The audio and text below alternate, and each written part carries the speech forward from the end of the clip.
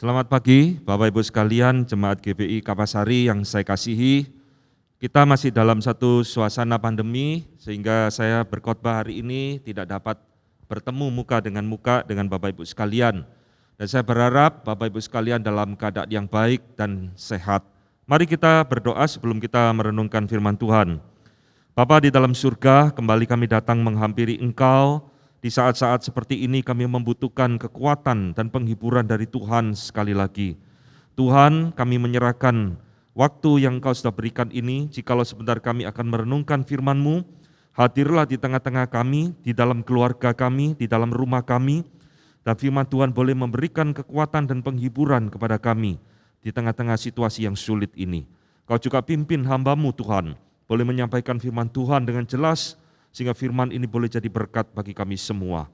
Di dalam nama Tuhan kami Yesus Kristus, kami berdoa dan mengucap syukur. Amin. Saudara, mari kita membuka satu bagian firman Tuhan dari Yohanes pasal 8 ayat 30 sampai ayat 36. Yohanes pasal 8 ayat 30 sampai 36, kita akan berbicara tentang kebenaran yang memerdekakan. Setelah Yesus mengatakan semuanya itu, banyak orang percaya kepadanya. Maka katanya kepada orang-orang Yahudi yang percaya kepadanya, "Jikalau kamu tetap dalam firman-Ku, kamu benar-benar adalah murid-Ku, dan kamu akan mengetahui kebenaran, dan kebenaran itu akan memerdekakan kamu." Jawab mereka, "Kami adalah keturunan Abraham dan tidak pernah menjadi hamba siapapun. Bagaimanakah engkau dapat berkata, kamu akan merdeka?" Kata Yesus kepada mereka, "Aku berkata kepadamu, sesungguhnya setiap orang yang berbuat dosa adalah hamba dosa. Dan hamba tidak tetap tinggal dalam rumah, tetapi anak tetap tinggal dalam rumah. Jadi apabila anak itu memerdekakan kamu, kamu pun benar-benar merdeka." Saudara sekalian, Yohanes pasal 8 adalah satu pasal yang sangat menarik untuk dibahas, sekaligus satu pasal yang sangat penting untuk dimengerti. Karena di dalam pasal ini kalau kita melihat di dalam rentetan mulai pasal 8 ayat pertama, di sana Tuhan Yesus banyak mengajar hal kepada orang-orang Yahudi. Di dalam ayat 12, Tuhan Yesus berbicara tentang dirinya sebagai terang dunia. Dan di dalam ayat 21, di sana Tuhan Yesus mengajarkan tentang asal-usulnya bukan dari dunia ini. Nah saudara, di dalam ayat 30 yang tadi kita baca, di sana dibuka dengan satu kalimat, mendengar setelah Yesus mengatakan semuanya itu, banyak orang percaya kepadanya. Pengajaran Tuhan Yesus begitu menarik hati orang-orang, saudara, sehingga mereka mau percaya kepada Tuhan Yesus. Tetapi perhatikan saudara, ketika Tuhan Yesus mulai berbicara tentang kemerdekaan, di situ muncul satu reaksi dari orang-orang yang tadinya percaya, sekarang mulai mempertanyakan akan perkataan Tuhan Yesus.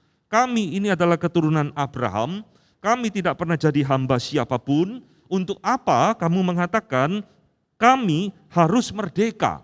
Saudara-saudara, ini menunjukkan satu hal penting bagi kita ya. Bahwa banyak orang ini mengagumi ajaran Tuhan Yesus, saudara. Mau jadi murid Tuhan Yesus, tetapi mereka tidak mengerti satu realitas yang mengerikan yang Tuhan Yesus sedang bicarakan di dalam pasal ini, yaitu adalah dosa. Saudara, Tuhan Yesus sama sekali bukan berbicara tentang kemerdekaan jasmani, saudara. Karena memang pada waktu itu kita tahu bangsa Yahudi sedang dijajah oleh Roma. Tapi Tuhan Yesus bukan bicara tentang kemerdekaan dari penjajahan Romawi. Tuhan Yesus di sini sedang berbicara tentang perbudakan yang sedang dialami oleh manusia, yaitu adalah dosa. Saudara yang dikasihi Tuhan, kita harus mengingat saudara, dari belajar dari bagian ini, bahwa seseorang itu tidak akan pernah tuntas mengenal siapakah Kristus jika orang itu tidak mengenal dirinya sebagai orang berdosa. Saya ulangi saudara kalimat yang penting ini, seseorang itu tidak akan pernah tuntas mengenal siapa Yesus Kristus itu jikalau di dalam dirinya dia tidak sadar dia adalah orang berdosa. Nah inilah yang terjadi di dalam Yohanes pasal 8 yang tadi kita baca. Saudara, ini menjadi satu ironis bagi kita ya, bahwa banyak orang itu mau jadi pengikut Yesus, rajin ke gereja, senang dengar khotbah dan sebagainya. Tetapi saudara tidak mau dan tidak suka disebut sebagai orang berdosa. Ini satu hal yang sangat ironis sekali, sebab inilah esensi saudara yang Tuhan Yesus ingin kerjakan ketika dia datang ke dalam dunia, yaitu dia membereskan dosa. Maka saudara, hari ini saya ingin mengajak kita merenungkan bagian yang penting ini, sebab di dalam Roma 3 ayat 23, Paulus mengatakan, semua orang itu berdosa dan telah kehilangan kemuliaan Allah. Saudara, Tuhan Yesus berbicara tentang kemerdekaan dari dosa. Maka sebenarnya apa sih dosa itu, saudara? Kita seringkali mendengar istilah dosa, berdosa, tapi kita jarang merenungkan dosa itu sebenarnya apa. Saudara, orang-orang dari kubu liberalisme, orang-orang yang liberal, teolog-teolog liberal, itu mengatakan dosa itu hanya satu imperfection, satu ketidaksempurnaan. Yalah, kita ini manusia yang tidak sempurna, tidak ada orang tidak sempurna, maka semua orang itu adalah orang berdosa. Jadi saudara menangkap, mereka menghubungkan dosa itu dengan ketidaksempurnaan dan lalu memaklumi akan tindakan sesuatu yang disebut dengan dosa tersebut. Seorang filsuf yang bernama Leibniz mengatakan, dosa adalah keterbatasan kita sebagai manusia. Jadi saudara, kalau kita manusia terbatas dalam tingkah laku kita, dalam segala hal kita tidak bisa ada sesuatu yang baik, itu wajar karena kita adalah makhluk yang penuh keterbatasan. Dan orang zaman sekarang saudara menilai dan menganggap dosa itu sebagai kekilafan. Oh, dia berbuat dosa, membunuh, mencuri, oh kilaf. Oh, dia tidak tahu mana yang baik dan yang benar. Saudara sekalian, di dalam definisi-definisi yang barusan saya sebutkan ini, itu ada definisi yang berusaha memperlunak pengertian tentang dosa. Padahal kalau kita melihat di dalam Alkitab saudara, dosa di dalam bahasa aslinya hamartia itu berarti tidak mencapai target, tidak mencapai sasaran. Saudara kalau melihat barusan Olimpiade di Tokyo, saudara akan melihat salah satu olahraga panahan. Di situ harus membidik sebuah panah dalam lingkaran-lingkaran yang paling kecil itu nilainya paling besar, saudara. Dan ketika seorang pemanah itu tidak tepat di tengah sasaran, itulah dosa sebenarnya. Itulah gambaran dosa, hamartia, missing the target, tidak sesuai, tidak mencapai target atau standar yang Allah tetapkan bagi kita. Jadi saudara, dosa itu adalah satu tindakan yang di dalam kesengajaan manusia melawan Allah, memberontak Allah, melanggar hukum-hukum Allah, sehingga dikatakan manusia tidak mencapai standar yang Allah tetapkan. Saudara, itulah definisi yang paling mendasar dari arti dosa. Jadi dosa itu adalah saudara, sekali lagi kita itu memberontak kepada Allah, tidak sanggup mencapai sasaran yang Allah tetapkan bagi kita. Maka kalau begitu saudara, dosa itu bukan bicara tentang ketidaksempurnaan. Karena manusia itu diciptakan Tuhan sempurna. Manusia itu diciptakan pada awalnya itu baik. Manusia itu diciptakan Tuhan diberikan pengertian tentang baik dan jahat, baik dan tidak baik. Jadi saudara sekalian, maka kita tahu sekarang ketika manusia berdosa, mulai dari Adam hingga kita hari ini saudara, tidak ada dosa di mata Allah yang dilakukan dengan tidak sengaja. Kilaf, tidak ada saudara dosa kilaf itu. Oh saya kilaf, saudara semua dosa itu di mata Tuhan dilakukan dengan sengaja. Maka dosa adalah sesuatu yang sangat serius saudara di mata Tuhan. Bukan karena kita tidak sempurna, tapi karena dosa itu selalu muncul dari sebuah keinginan yang ada di dalam diri kita. Jadi saudara yang dikasihi Tuhan, hari ini saya harap kita mulai memahami pengertian dosa dengan lebih dalam lagi. Dosa itu bukan sekedar mencuri, dosa itu bukan sekedar berdusta, dosa itu bukan sekedar berzina dan lain-lain. Itu adalah manifestasi dari dosa. Tetapi dosa itu sendiri artinya kita tidak mencapai target, standar yang Allah tetapkan bagi kita. Saudara yang dikasihi Tuhan, Tuhan Yesus di dalam Yohanes pasal ke-8 ini mengatakan kepada orang-orang Farisi, orang-orang Yahudi yang mulai percaya kepada Dia, kalau kamu tahu hidup di dalam firman-Ku, kamu akan mengenal kebenaran, dan kebenaran itu akan memerdekakan engkau. Berarti saudara, di mata Tuhan Yesus, sekalipun mereka adalah orang Yahudi, mereka belum merdeka. Bukan saja belum merdeka dari penjajahan Romawi, tetapi mereka menurut Tuhan Yesus adalah orang-orang yang belum dimerdekakan dari dosa. Mengapa saudara Tuhan Yesus berbicara dosa itu harus dimerdekakan?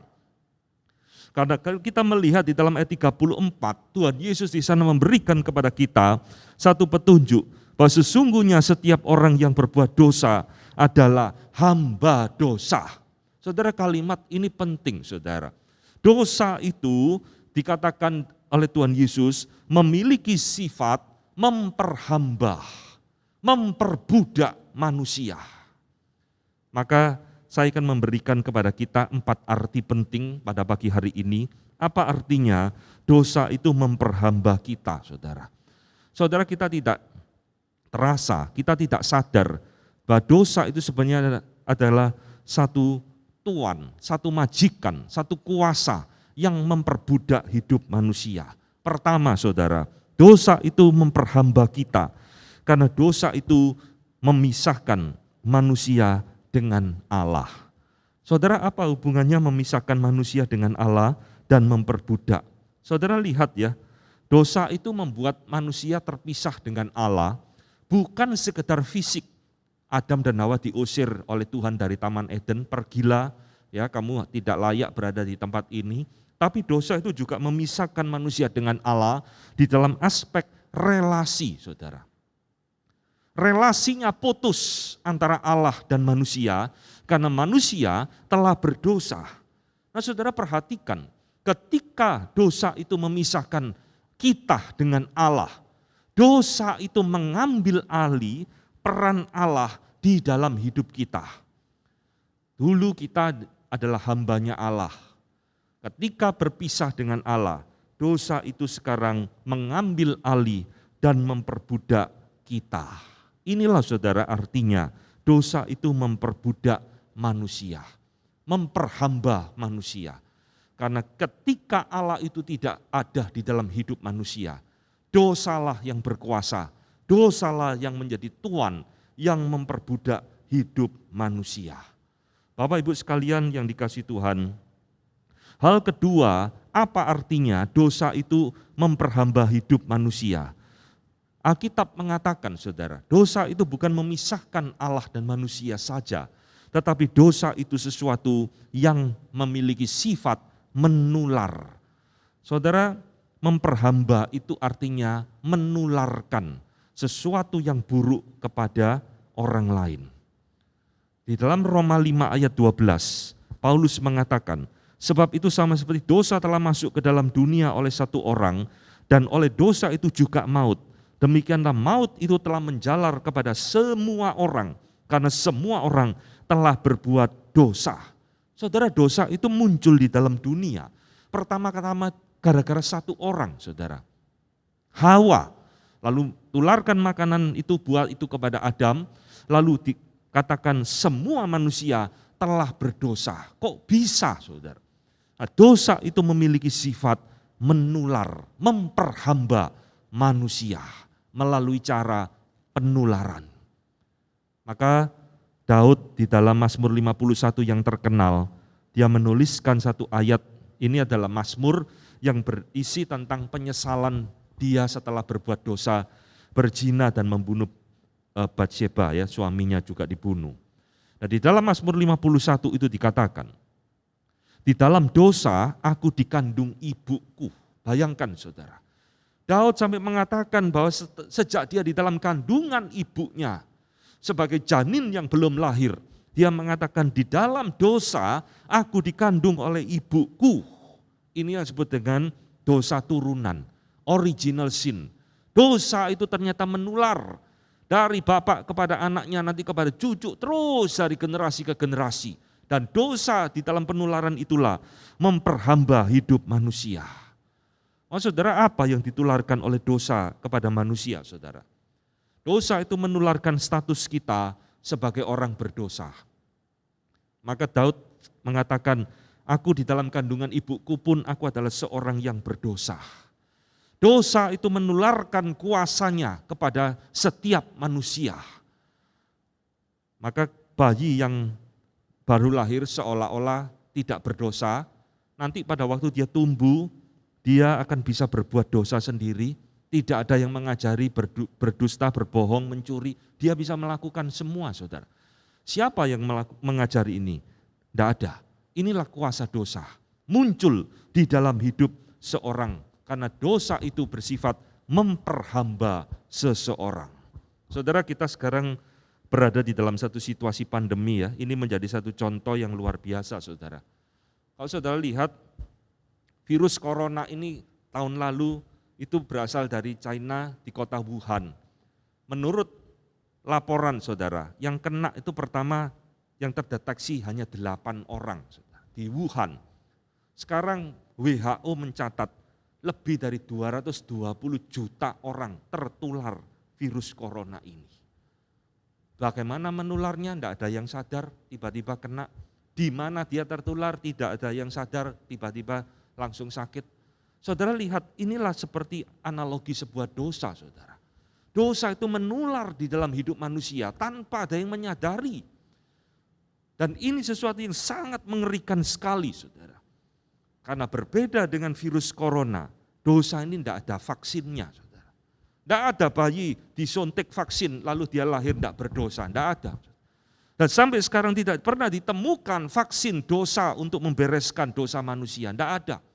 Oh saya divaksin supaya saya kebal dari dosa, tidak ada, saudara. Nah, dosa itu menular seperti penyakit yang tidak bisa direm oleh kuasa manapun. Itulah sebabnya Tuhan Yesus mengatakan dosa itu memperhamba hidup manusia.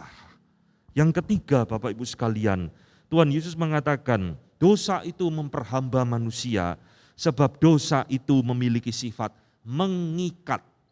Saudara yang dikasihi Tuhan, dosa itu membuat manusia menikmati dosa. Aneh ya, dosa membuat manusia menikmati dosa. Tidak ada orang berbuat dosa tidak menikmatinya. Semua dosa itu nikmat, oleh sebab itu manusia selalu menikmati dosa. Dan anehnya, orang yang berbuat dosa ini, kata Tuhan Yesus, dia adalah hamba dosa, dan tetapi orang ini tidak merasa diperhamba oleh dosa. Nah ini loh hebatnya dosa, saudara. Kalau dulu zaman penjajahan, orang diperbudak, diperhamba, disuruh kerja keras, suruh kerja paksa, dia kerja ogah-ogahan, saudara, dicambui, tidak diberi makan, kerja dengan menggerutu, kerja dengan ngomel-ngomel. Tapi dosa itu memperbudak manusia dengan cara yang lain. Dia begitu halus, sehingga kita itu tidak merasa diperbudak, bahkan kita senang diperbudak oleh dosa. Kita menikmati apa yang kita lakukan. Ini saudara celakanya berdosa, saudara. Maka orang Yahudi ketika Tuhan Yesus, kalau kamu tahu kebenaran, kebenaran itu akan memerdekakan kamu. Orang Yahudi tidak terima, saudara. Kami ini orang merdeka, kami bukan hamba siapapun. Mengapa kamu katakan kami harus dimerdekakan? Saudara lihat ya, orang Yahudi tidak merasa dirinya orang berdosa. Tidak merasa diperbudak oleh dosa. Maka mereka komplain tentang perkataan Tuhan Yesus yang akan memerdekakan mereka. Jadi saudara, orang di dalam dosa, itu sense of righteousness-nya mati. Satu rasa kebenaran untuk membedakan yang benar dan yang jahat, yang berdosa dan tidak berdosa, itu sudah hilang, saudara. Orang itu kalau mati rasa, dipukul, dia tidak merasa sakit. Sense, perasaan akan kebenaran itu sudah hilang di dalam dirinya. Dan dosa itu mengikat orang tersebut terus seperti sebuah lem yang menempel di dalam diri seseorang yang tidak bisa dilepaskan. Inilah saudara bahayanya dosa, dikatakan memperbudak dan memperhamba manusia. Keempat saudara, mengapa dosa itu memperhamba manusia? Sebab dosa itu memiliki sifat yang kekal. Paulus mengatakan, upah dosa adalah maut, kematian.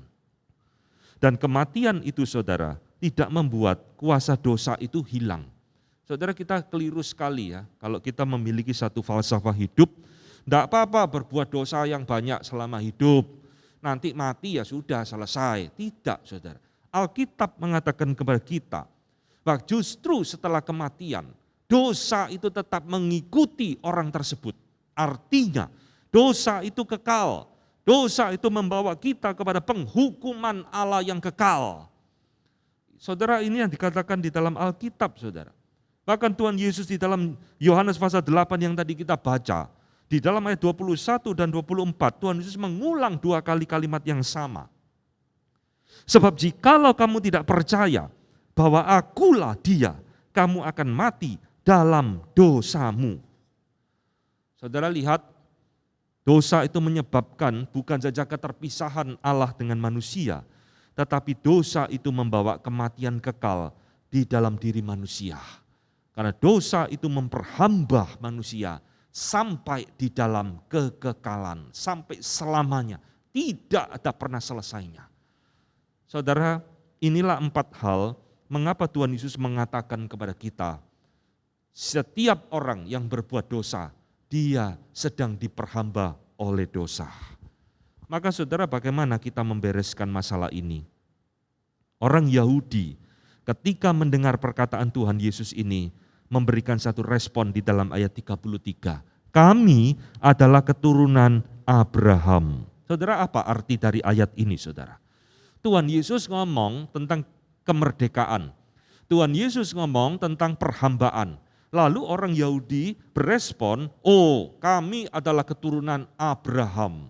Saudara, kalimat ini mengindikasikan mereka itu ingin berargumentasi dengan Tuhan Yesus. Tuhan Yesus, kamu salah. Kamu ngomong kita diperbudak, kita harus dimerdekakan. Mereka ingin mengatakan kami ini tidak mungkin berdosa. Kami ini bukan orang berdosa. Sebab kami ini adalah keturunan Abraham. Saudara, di dalam Yohanes pasal 8, nama Abraham itu muncul 11 kali, saudara. Ini menjadi perdebatan antara Tuhan Yesus dengan orang-orang Yahudi di dalam Yohanes pasal ke-8. Saudara, kenapa orang Yahudi kok memakai referensi Abraham? Kami adalah keturunan Abraham. Kita tahu saudara, Abraham adalah bapak leluhur orang Yahudi. Jadi Yakub itu boleh dikatakan adalah cucu dari Abraham dan melalui Yakub lahirlah bangsa Israel. Maka mereka sangat menghormati Abraham, sangat menjunjung tinggi Abraham, dan Abraham adalah salah satu tokoh di dalam Allah membuat perjanjian, covenant dengan bangsa Israel. Tuhan memerintahkan kepada Abraham, setiap keturunanmu harus disunat, dan itu menjadi umat kesayanganku dan sebagainya. Jadi saudara, poin yang ingin disampaikan oleh orang Yahudi kepada Tuhan Yesus, mereka ingin mengatakan, karena kami adalah keturunan Abraham, kami ini tidak perlu dimerdekakan dari dosa. Karena kami adalah keturunan Abraham, kami ini adalah orang-orang yang pasti diselamatkan. Karena kami adalah keturunan Abraham, kami ini sudah memiliki aturan-aturan, ritual-ritual di dalam agama kami, dan kami tidak perlu dimerdekakan seperti pemikiranmu. Saudara, kira-kira seperti itulah arti perkataan ini. Saudara yang dikasihi Tuhan, poin ini mengingatkan kepada kita, Tuhan Yesus tidak berdiam diri.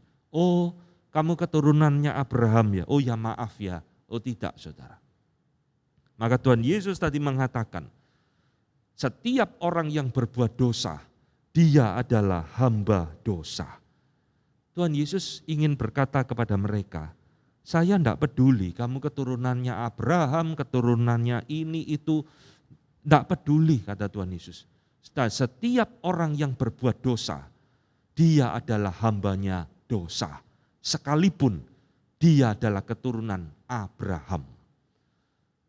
Saudara, kalau kita lihat perjanjian lama, sekalipun Abraham itu disebut bapak orang beriman, Abraham juga berulang kali berbuat dosa, saudara. Tidak setia, tidak taat, melanggar perintah Tuhan. Tidak ada orang sempurna. Maka saudara, di dalam bagian ini Tuhan Yesus ingin mengkoreksi pemikiran orang-orang Yahudi ini. Jangan berpikir, karena engkau keturunan Abraham, engkau pasti selamat. Belum tentu. Jangan berpikir karena nenek moyangmu adalah Abraham, engkau bukan orang berdosa. Tidak, engkau tetap adalah hamba dosa yang harus dimerdekakan. Setiap kali kita mengingat poin ini, saudara, kita diingatkan satu prinsip penting di dalam Alkitab. Agama tidak pernah menyelamatkan manusia. Agama tidak pernah membereskan dosa. Ritual-ritual agama tidak pernah menyelamatkan manusia. Saudara-saudara, sebagai aplikasinya di dalam bagian ini, saudara, kita diingatkan kembali. Maka jangan sekali-sekali kita berpikir, karena saya sudah dilahirkan di dalam keluarga Kristen, maka saya bukan orang berdosa. Jangan. Ini pemikiran seperti orang Yahudi yang keliru di dalam Yohanes 8. Jangan berpikir, karena saya dilahirkan dalam keluarga Kristen, maka saya pasti diselamatkan. Belum tentu, saudara. Keselamatan itu harus bersifat pribadi, bukan bersifat turunan. Maka jangan juga kita berpikir, karena kita sudah rajin ke gereja sejak kecil, maka kita pasti adalah orang yang merdeka dari dosa. Belum tentu, saudara. Inilah yang Tuhan Yesus ingin ingatkan kepada orang-orang Yahudi yang berargumentasi dengan pengajarannya. Agamamu, keturunanmu, nenek moyangmu sekalipun Abraham, engkau tetap adalah orang berdosa. Maka bagaimana kemerdekaan yang sejati dari dosa bisa diperoleh oleh kita? Sekarang Tuhan Yesus berbicara tentang satu prinsip di dalam ayat 31.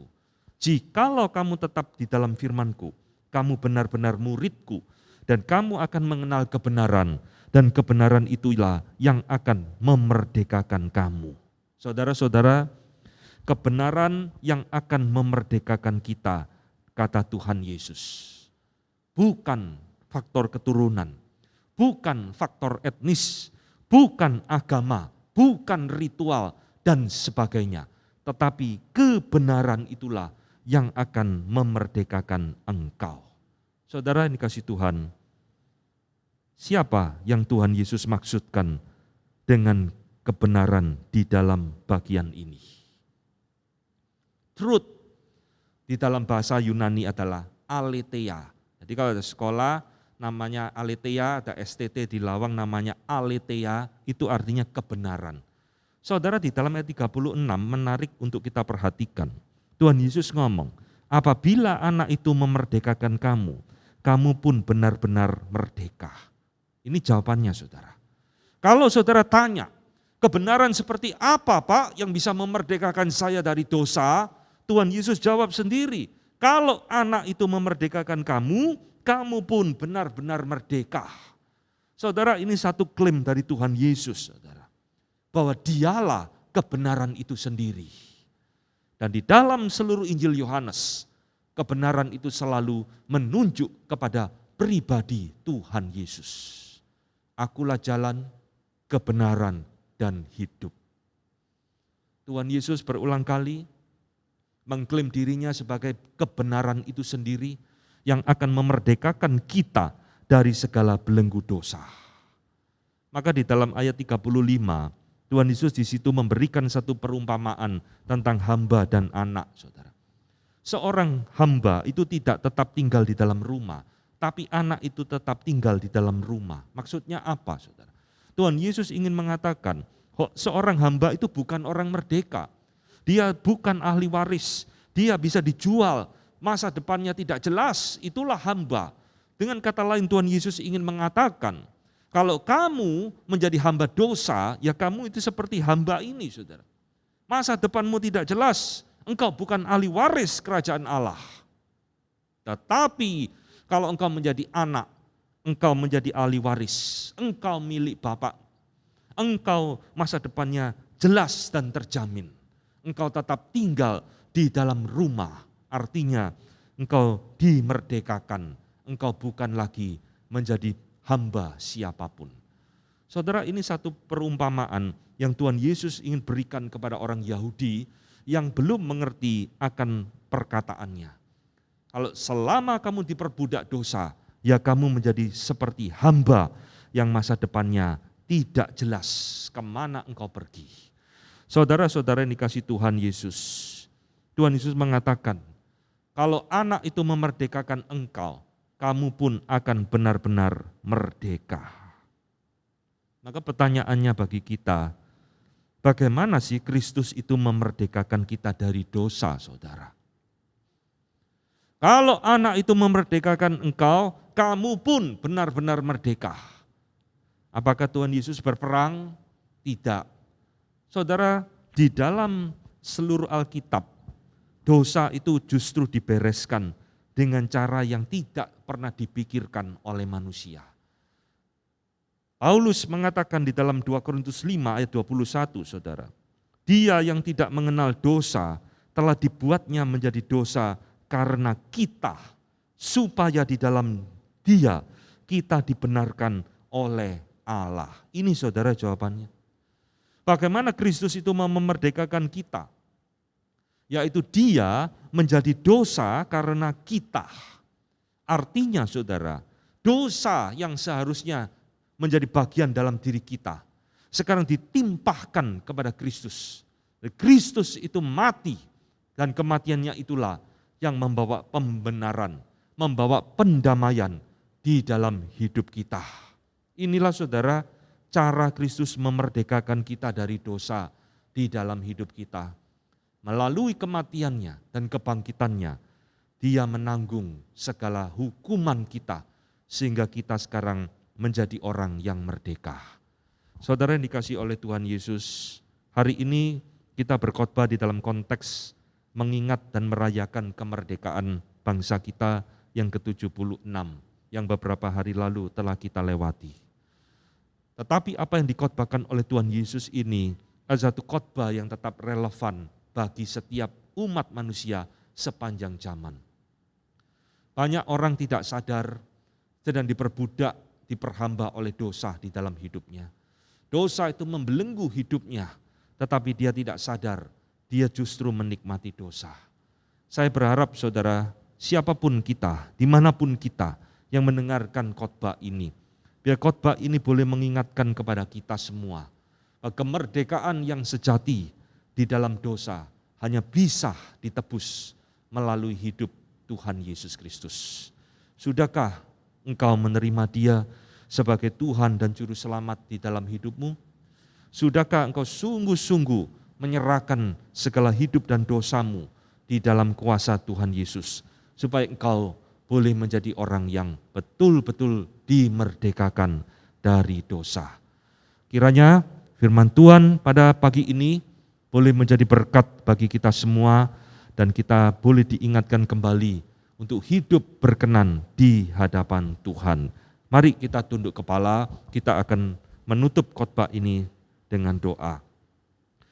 Bapa di dalam surga, kami bersyukur kepada Engkau karena hari ini Tuhan mengingatkan kepada kami bahwa di tengah-tengah kemerdekaan kami secara jasmani, begitu banyak orang yang tetap diperbudak, diperhamba oleh kuasa dosa di dalam hidupnya. Kami bersyukur Tuhan, Engkau telah mengutus anak-Mu Yesus Kristus datang ke dalam dunia untuk mati bagi kami, menggantikan kami, sehingga melalui kematiannya kami sekarang dimerdekakan dari belenggu dosa. Tuhan, hamba-Mu berdoa, apabila ada di antara kami yang mendengarkan khotbah ini, yang belum sungguh-sungguh berada di dalam Tuhan, yang masih jauh dari Tuhan, yang belum mengenal Kristus sebagai Tuhan dan Juru Selamat, biar Tuhan berbelas kasihan kepada mereka, menjamah hati mereka, dan membawa mereka kembali mengenal Engkau. Terima kasih Tuhan untuk kemerdekaan yang Engkau sudah berikan di dalam hidup kami. Biarlah kami kembali boleh menyerahkan, mendedikasikan hidup kami untuk melayani Tuhan. Terima kasih di dalam nama Tuhan kami Yesus Kristus, Tuhan dan Juru Selamat kami yang hidup, kami berdoa, kami mengucap syukur. Amin.